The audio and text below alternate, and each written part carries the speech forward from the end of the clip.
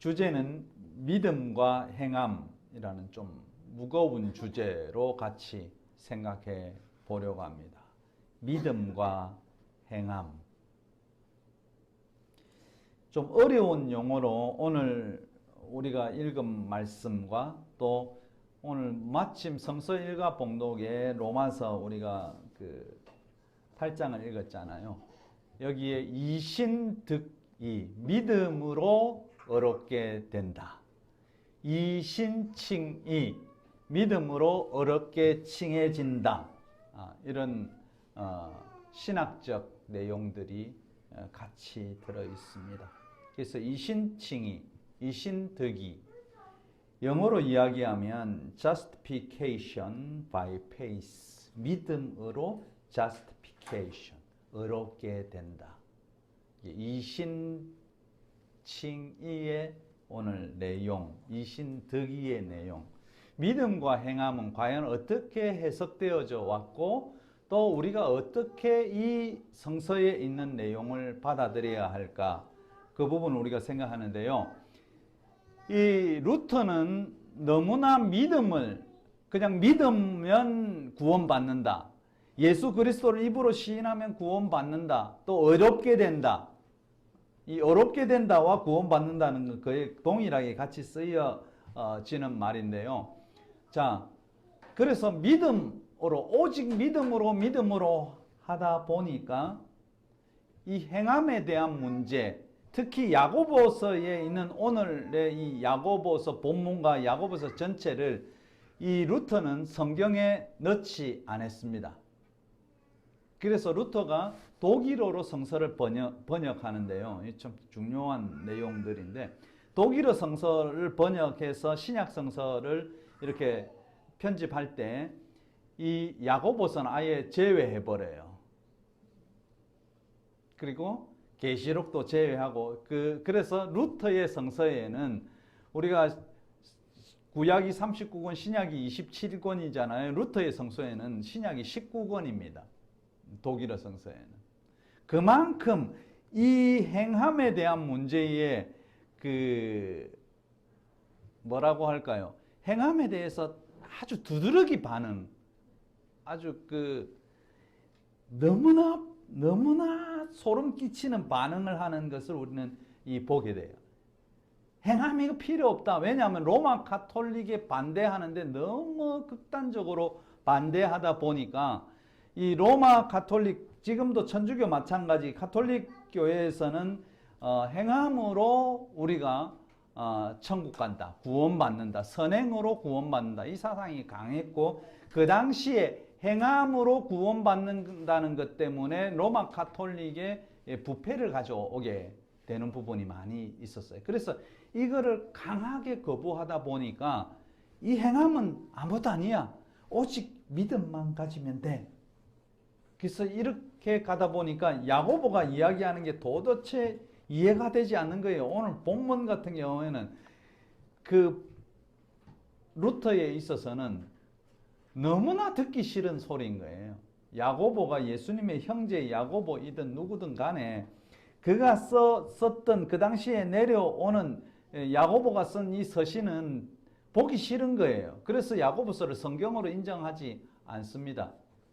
우리가 성경이 만들어진 이 역사적인 배경들 이런 걸 쭉 보게 되면 우리가 성서를 이해하는데 정말 많은 도움이 되고 굉장히 합리적으로 성서를 이해할 수 있는데요. 이것을 모르면 맹신적인 미신적인 신앙이 우리 속에 오게 되는 것을 보게 됩니다.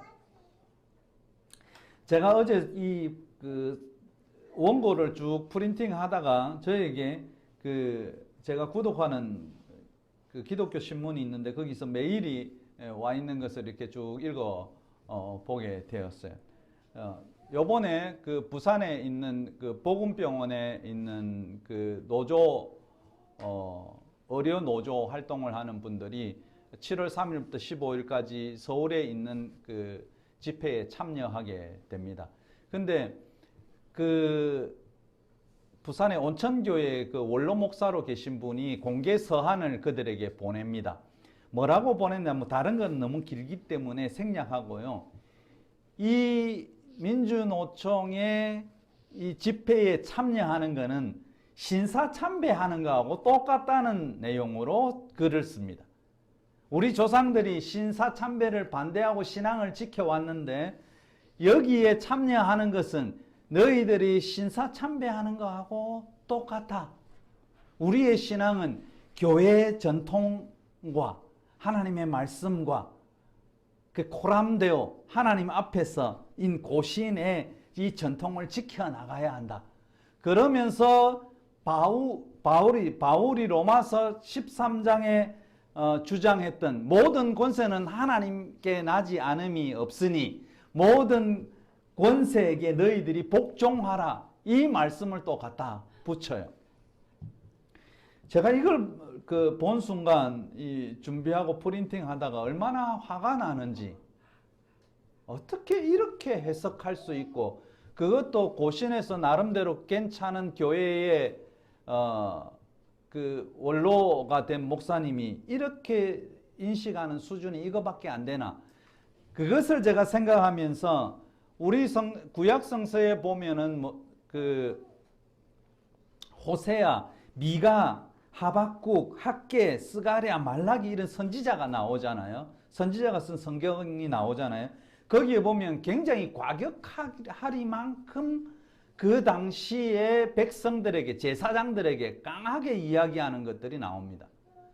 그냥 순화된 말이지, 너희들 망한다, 너희 죽는다, 막 이런 말들이 정말 많이 나와요. 선지자들을 향해서, 제사장들을 향해서, 그 당시에 백성들을 향해서 강하게 말을 하고 있음을 보게 되는데요. 제가 이 시대에 우리 성도들이나 저나 이런 미가 선지자, 하박국 선지자처럼 좀 강하게 외쳐야 된다, 이런 생각을 정말로 많이 합니다. 그냥 있어서는 안 되구나, 그냥 부드럽게 이야기해서는 이 되는 일이 아니구나, 우리가 강하게 이 시대의 정의를 향해서, 진리를 향해서 외쳐야 된다, 이런 생각을 정말 많이 가지게 되었습니다. 그래서 의로운 화가 우리 속에, 분노가 이 미가 선지자처럼, 하박국 선지자처럼, 학개 선지자처럼, 예레미야 선지자처럼 민족의 아픔을 보고 울면서 분노할 수 있는 것이 우리 속에 있어야 되는 것입니다. 그것이 믿음을 가진 신앙인이기도 합니다. 나는 한국교회에 이런 질문을 하고 싶습니다. 왜 하나님 앞에서 우리가 제대로 살아야 된다고 하면서 이 사람을 죽이고 그 다음에 많은 국민들에게 총뿌리를 겨눴던 우리나라의 이 박정희 정권, 전두환 정권, 그런 정권에 왜 교회가 입 닫고 있었는가? 사람의 생명은 하나님으로부터 주어진 것인데 왜 한국 교회는 이런 수많은 사람의 생명이, 수백 명이 죽어가는데 왜 입 닫고 있었던 것일까? 거기에 저는 질문을 하고 싶은 거예요.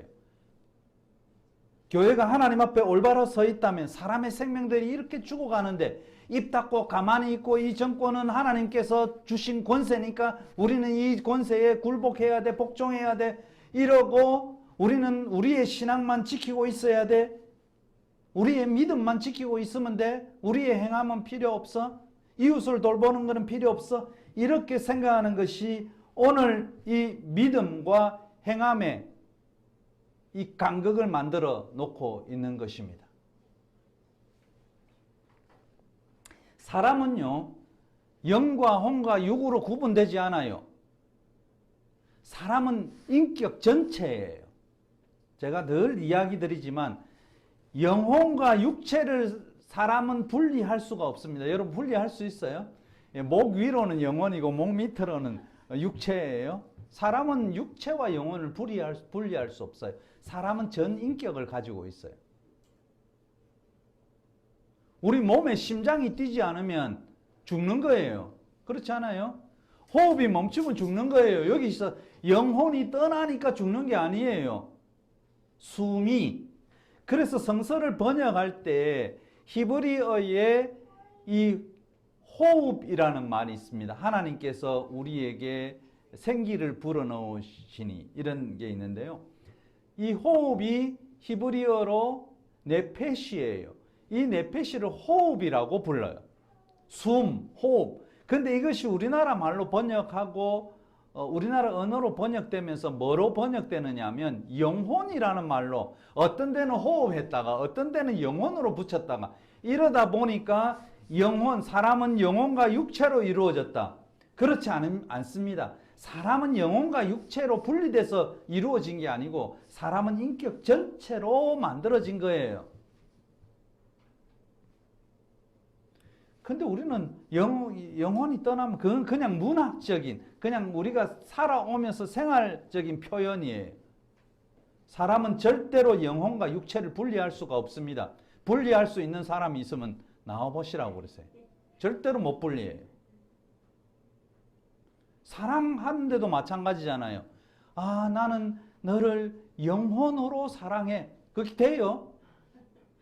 뭐 플라토닉 러브가 되는지 모르겠지만 그 사람 전체를 사랑할 수밖에 없는 거예요. 나는 생각으로 너를 정말 많이 생각해서 생각으로 너를 너무나 사랑해. 있을 수 없는 말이에요. 나는 나의 인격 전체로 당신을 사랑하는 것이지 내 정신으로 사랑하는 게 아니에요. 사랑하는 사람에게 몸으로 수고도 해주고 이것저것 도와주고 다 하잖아요. 그 몸으로 다 하잖아요. 내 정신으로 해요.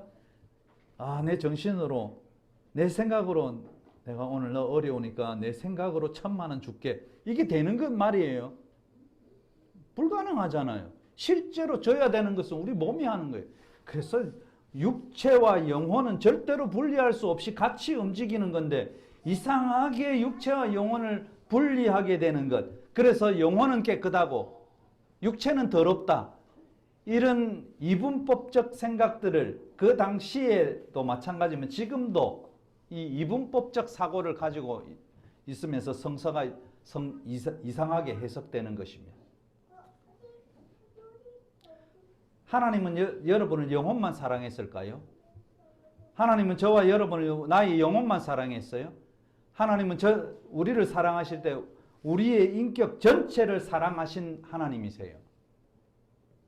그런데 왜 하나님은 맨날 영혼 교회에서 그렇게 가르치는지 알 수가 없는 것입니다. 그래서 우리가 믿음을 어떻게 해석하느냐에 따라서 우리의 신앙의 방향도 정말 많이 달라지는 것입니다. 초기의 종교개혁자들의 문제가 바로 여기서 나오는데요. 초기의 종교개혁자들은 이렇게 이야기합니다. 우리가 구원받는 것은 선한 행위가 아니라 믿음을 통해서 되는데, 그래서 첫 번째가 우리가 너무나 잘 알고 있는 오직 은혜, 오직 은혜로 우리가 구원받는다. 라틴어로 솔라 그라티아라고 부릅니다. 솔라 그라티아 많이 들어보셨죠? 죄인된 우리가 의롭게 되는 것은 오직 하나님의 은혜다. 두 번째, 오직 그리스도 때문에 내가 의롭게 된다. 솔로 크리스토라는 라틴어를 씁니다. 솔로 크리스토. 의롭게 되면 나의 의가 아니라 그리스도의 의를 덧입어서 이 좀 어려운 말로 전가된 의라고 부릅니다. 오직 그리스도 때문에. 세 번째는 오직 믿음을 통해서 솔라 피데. 그래서 우리가 의롭게 되는 것은 선한 행위나 인간의 어떤 공로가 아니고 예수님에 대한 믿음으로 현실화된다. 이것이 종교개혁자들의 세계의 그 핵심, 칭의론의 핵심입니다. 이 종교개혁의 칭의론은 오직 믿음으로만 의롭게 됨을 말하고 있는데요. 그래서 제가 앞에 서두에 언급했지만 루터의 독일어 번역에서 이 헬라어 성경 원문에도 없는 말을 하나 갖다 넣습니다. 헬라어 성서 로마서 3장 28절을 번역하면서 뭐라고 하느냐 하면, 사람이 의롭다 하심을 얻는 것은 율법의 행위에 있지 않고 믿음으로만 된다. 믿음으로 되는 것이다. 라는 이 헬라어 성서를 그 사이에 오직 믿음으로만, 오직, 독일어로 오직이라는 단어는 알라인이라는 단어입니다. 알라인, 홀로, 단독으로. 그래서 우리가 사람이 어렵다 함을 얻는 것은 율법의 행위에 있지 않고 믿음에 있습니다 라고 쓰여진 로마서 3장 28절을 그 사이에 R라인, 독일어 R라인을 딱 집어넣으면서 오직 믿음으로 너희들이 선한 행위나 삶 이거 필요 없다. 너희들이 믿음 생활할 때 이런 거 필요 없어. 오직 믿음, R라인 이 단어를 집어넣습니다. 우리나라 지금 번역서에는 오직이라는 말 없습니다. 아, 너무나 루터가 가격했구나 이렇게 생각한 것 같습니다. 그래서 이것을 가리켜서 극단적 칭의론이라고 부릅니다. 여기서 보여주는 것은요, 믿음과 행위는 어떤 경우라도 양립할 수 없다. 이것을 분명하게 강조합니다. 그래서 구원과 행위, 믿음과 행위는 서로 배타적인 것으로 이해를 해요. 함께 가야 되는 것인데 배타적인 것으로 이해하게 됩니다. 인간의 선행과 행위는 은혜의 복음에 반대된다는 이유로 오직 하나님의 은혜, 오직 믿음이니까 인간의 선행, 인간의 행동 이것은 필요 없다. 여기에 가치를 두는 것은 필요 없다. 그래서 이 행위는 구원과 적대적 관계로 여기게 됩니다. 물론 일면 이해도 되지만 그러나 너무나 좀 나갔다. 같이 갔어야 되는데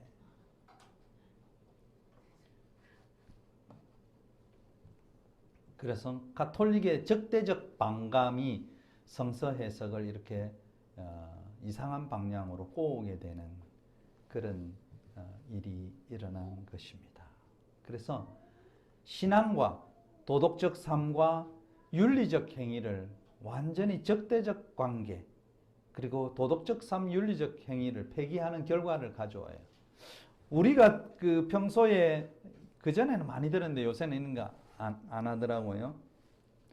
돈으로도 못 가요 하나님 나라. 여기 뒤에 쭉 보면 가사에 마음 착해도 못 가요 하나님 나라에 있어요. 마음 착해도 못 가요. 그래서 이 그 CCM을 듣는 순간 기독교인들은 은연중에 착한 행실을 배척하게 됩니다. 마음이 착해서 사람에 대해서 이렇게 도와주고 마음 쓰는 거 이거 갖고 천국 못 가니까 하나님 나라 못 가니까 굳이 그럴 필요 없어. 우리 열심히 교회 나가서 기도하고 찬송하면 천국 가는데 지장 없어. 그렇게 생각하게 만든다는 것입니다. 저는 이런 부분에 일부 동조하기도 합니다. 종종 기독교 신자 중에요. 아무리 선한 행동을 하더라도 하나님 앞에 아무런 의미가 없다. 이렇게 주장하는 사람이 많이 있어요.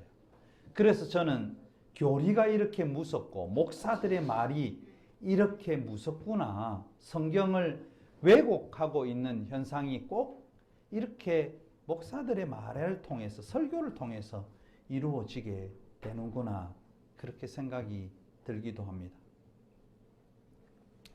소위 우리가 대구 경북에 살다 보면 소위 정통 보수 신학을 하는 장로교 계통, 지금은 뭐 어느 계통 말할 것도 없습니다. 대구 경북에는요, 그 고신파 교회, 그러니까 신사 참배를 반대했다는 것으로 세워진 그런 고신파 교회가 많아요.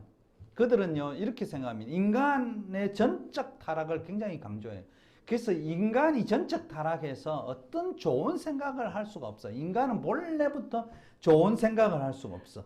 인간은 본래부터 도덕적으로 어떤 선행을 실행할 가능성이 없다고 생각을 해요. 그러면서 목사들은 자기는 선하다고 생각하는지 모르겠지만 자기는 인간이 아닌가 그렇게 생각이 들기도 합니다. 그래서 인간의 본성이 죄인으로 규정된 이상 세상을 개선하거나 유익을 끼칠 아무런 가치도 없는 그런 삶을 사는 것이 인간이다. 그렇게 가르치고 설교하게 되었어요. 그래서 오직 기독교인들에게 오직 선행 혐오적 구원관을 심어주고 있는 것입니다. 선행을 혐오해요.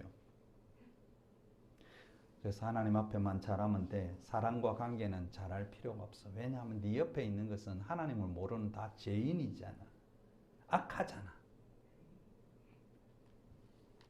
근데 제가 보기에 정작 교회 밖보다 교회 안이 더 더러운 것 같아요. 어찌해야 할지. 나는 무조건 하나님께만 회개하고 피해를 입힌 당사자에게는 입 싹 닫고 있으면 되는지, 형제에게 어려운 이웃을 외면하면서 이런 선행은 하나님께 드리면 되지 라고 고르반이라고 선언하면 하나님의 용서와 축복을 받게 되는지 한번 지켜볼 필요가 있는 것입니다. 형제에게는 안 하면서 나는 하나님 앞에 이렇게 헌금을 많이 하니까, 하나님 앞에 나의 정성을 많이 드리니까 하나님 앞에 드림이 되었다. 이것을 고르반이라고 해요. 그래서 드렸으니까, 하나님 앞에 내가 이렇게 했으니까 내 죄는 다 용서받았어. 나는 잘못이 없어. 나는 하나님의 축복의 대상이야. 이렇게 생각하는 행위가 이런 보수 정통 신학 때문에 이루어지게 되는 것입니다.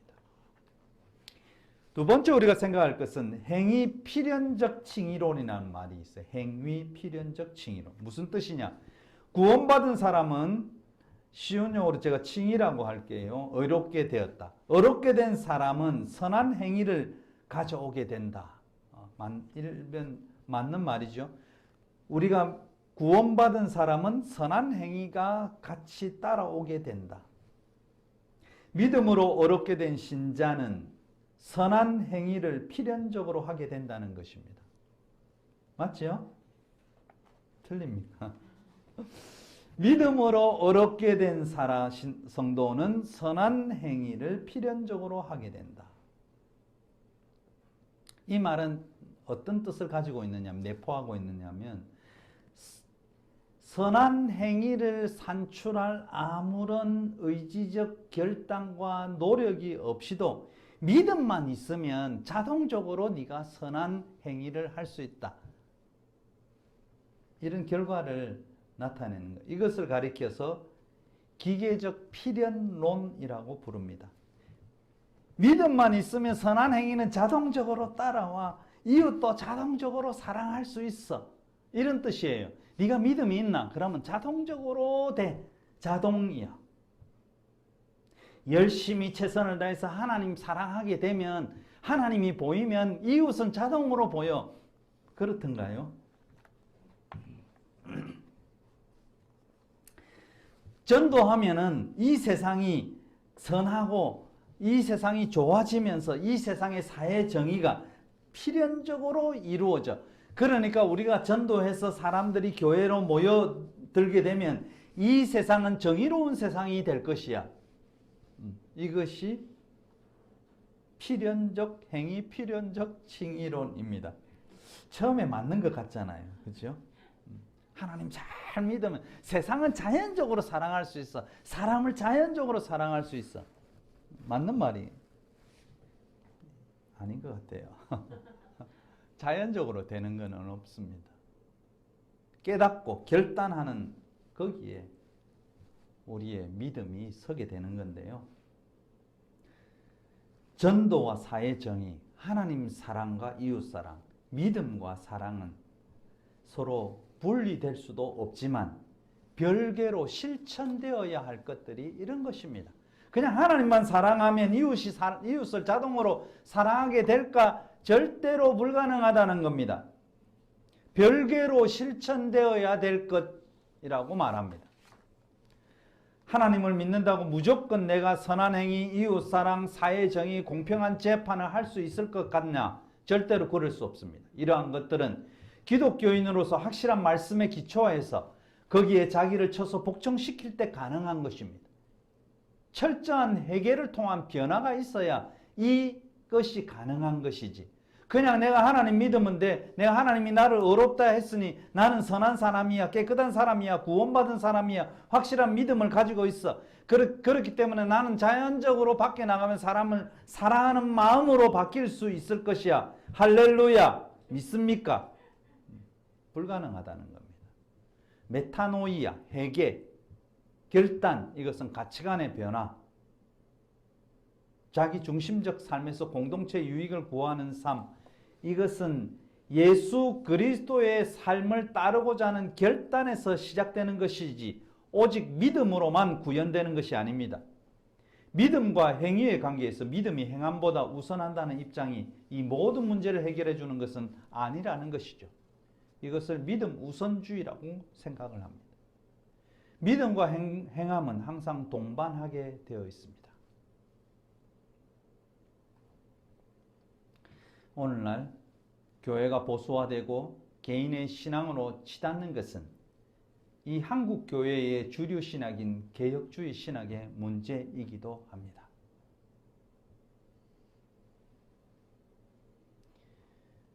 그래서 우리는 새롭게 우리의 믿음, 그 다음에 우리의 행함, 우리가 의롭게 되는 것, 이 문제에 대해서 더 깊이 좀 생각해 보아야 되는데요. 한국 교회는 칼빈의 신학, 특히 장로교 신학은 칼빈에서 시작됩니다. 프랑스어로 칼뱅이라고 부릅니다. 요새는 옛날에는 칼빈이었는데 요새는 그 언어 그대로 해서 칼뱅이라고 부릅니다. 칼뱅의 신학을 추종하는데요. 마치 그들은 칼빈이 이야기한 것이 다 하나님의 말씀인 것처럼 인상을 주기도 합니다. 칼빈은 절대로 실수가 있을 수 없어. 성경 해석에서 잘못할 수가 없어. 그렇게 생각하지만 그 오류투성이인 것이 정말로 많이 있습니다. 보수교회 신학의 가장 기본인 칼뱅은 믿음이란 하나님을 아는 확실한 지식이라고 말해요. 또한 믿음은 구원에 이르는 확실한 지식이다. 이렇게 말합니다. 이것까지는 맞아요. 그러므로 믿음은 행위와 연관된 것이 아니며 믿음의 윤리적 성격은 최우선 관심사항이 아니다. 믿음이 윤리적, 착한 행동을 하고 선한 행동과 믿음은 우리의 신앙생활에서 최우선 관심사가 아니야.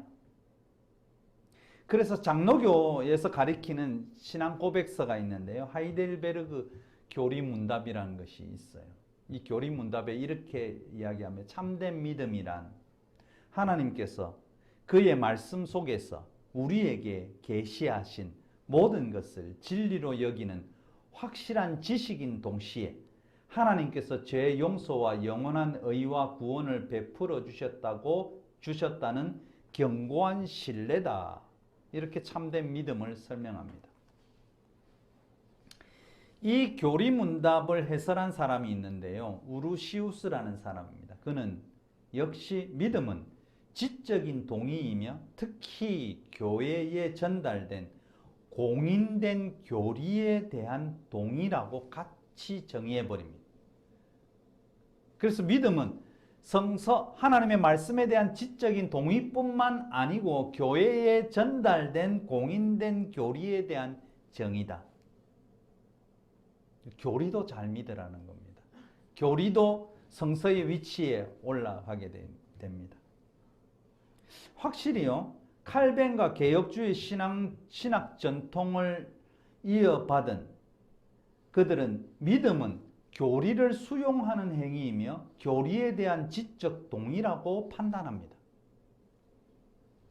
즉 교리에 대한 명시적 믿음을 중시하게 되어 있어요. 우리가 지금 이 교회들이 흘러가는 이 내용을 보면 우리는 충분히 이해할 수 있습니다. 왜 그들의 기반이 이렇게 그들의 행동이 그들이 설교하는 것이 이렇게 되어지고 있는가? 믿음의 윤리적 차원과는 연관성이 전혀 없어 보입니다. 그래서 보수 기독교 신앙에서는요, 믿음과 행위는 서로 배타적이고 분리되어 있습니다. 믿음과 행위, 삶은 다르다는 것입니다.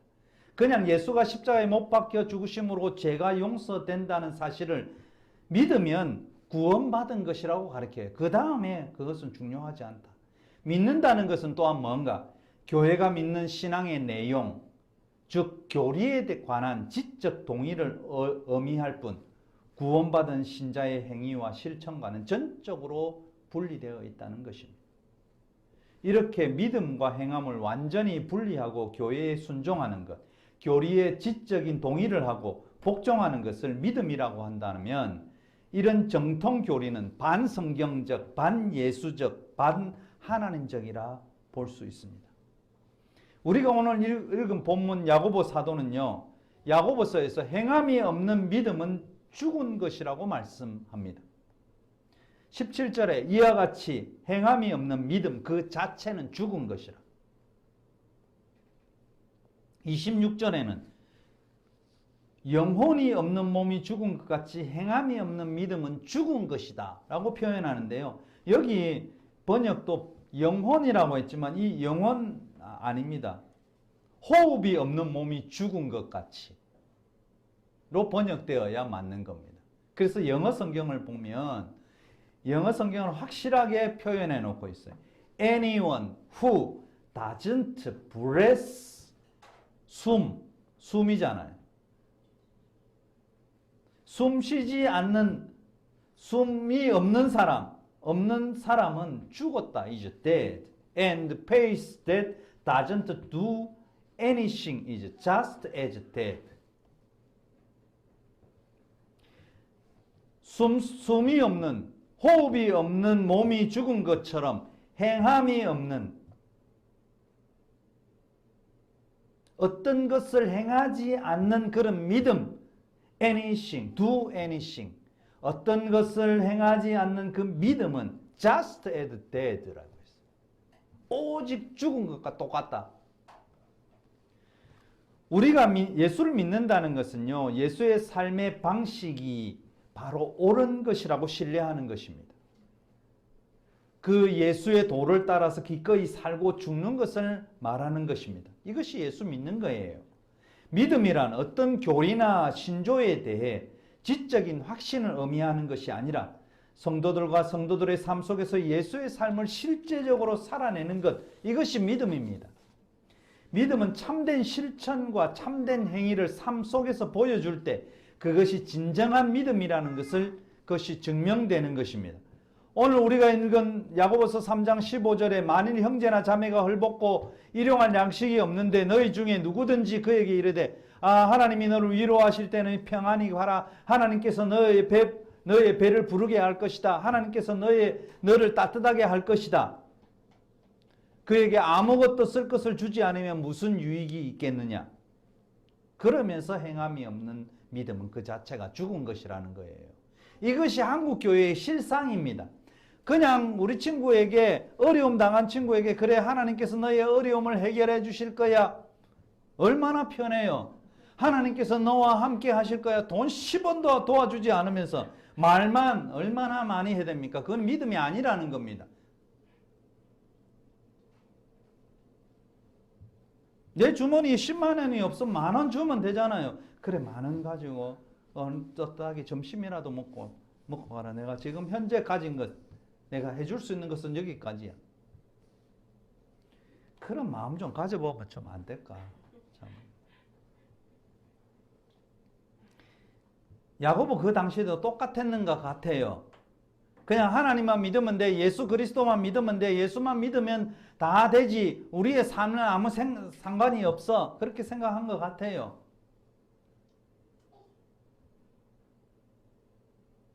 우리의 믿음은 사회 속에서 화해와 평화와 사회 정의를 위한 실천으로 나아갈 때 구원의 믿음이 확정되는 것입니다. 우리가 잘 아는 본 해퍼는 이렇게 이야기합니다. 회개가 없는데도 죄의 용서를 선포해주고 고난 속에서 그리스도를 뒤따름이 없는데도 믿음을 자랑하는 독일 루터 교회를 향해서 이렇게 이야기합니다. 우리가 까마귀처럼 값싼 은혜의 시체에 몰려들어 거기서 독을 얻어먹고 나자 예수를 따르는 일이 우리 가운데서 죽어버렸다. 그렇게 한탄합니다. 우리가 까마귀처럼 값싼 은혜의 시체에 몰려들어서 거기서 독을 얻어먹고 나자 예수를 따르는 일이 우리 가운데서 죽어버렸다. 참으로 의미심장한 말. 그러면서 보네퍼는 믿음이 경건한 자기 기만, 즉 값싼 은혜가 되지 않도록 하려면 순종의 첫걸음을 내디뎌야 한다. 이렇게 외칩니다. 그래서 보네포 신앙에는요, 믿음과 행위는 절대로 분리될 수 없다는 고백이 자리 잡고 있어요. 우리의 믿음은 삶과 유리된 종교적 행위가 아닙니다. 우리의 믿음은 총체적인 삶의 행위인 것입니다.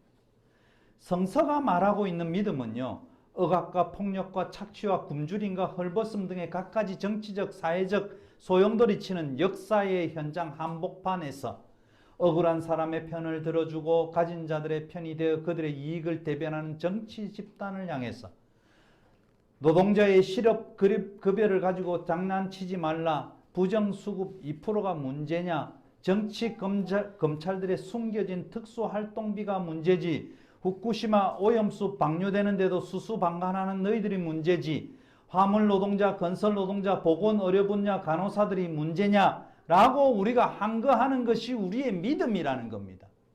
잘못된 그들을 향해서 외치는 것, 이 역사의 소용돌이 현장에서 진리를 외치고 정의를 외치고 평화를 외칠 수 있는,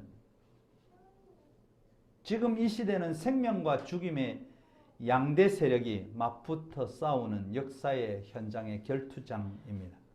어느 편에 서는 것이 하나님이 제시한 구원의 길에 부합되는지 우리 성도들은 스스로 판단해야 합니다. 그리고 구체적인 지침도 찾아내야 합니다. 이것이 믿음입니다. 삶과 유리된 믿음은 믿음이 아닙니다. 그것은 허상이고 헛것입니다. 마태복음 25장에서 예수님은 구원이 믿음이 가졌냐 안 가졌냐의 여부가 아니라 이웃에 대한 자비의 행위에 따라서 결정된다고 마태복음 25장에 예수님이 선언합니다. 그뿐만 아니고 누가복음 10장 25절에서 37절에 무엇을 하여야 영생을 얻을 수 있습니까? 라고 질문한 이 질문에 예수님은 무슨 이야기로 답을 하지요?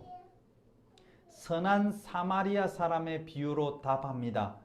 내가 무엇을 하여야 영생을 얻을 수 있습니까? 예수님, 이 질문에 사마리아인처럼 종교적 지위와 모든 것과 상관없이 이웃에게 자비를 베풀어라.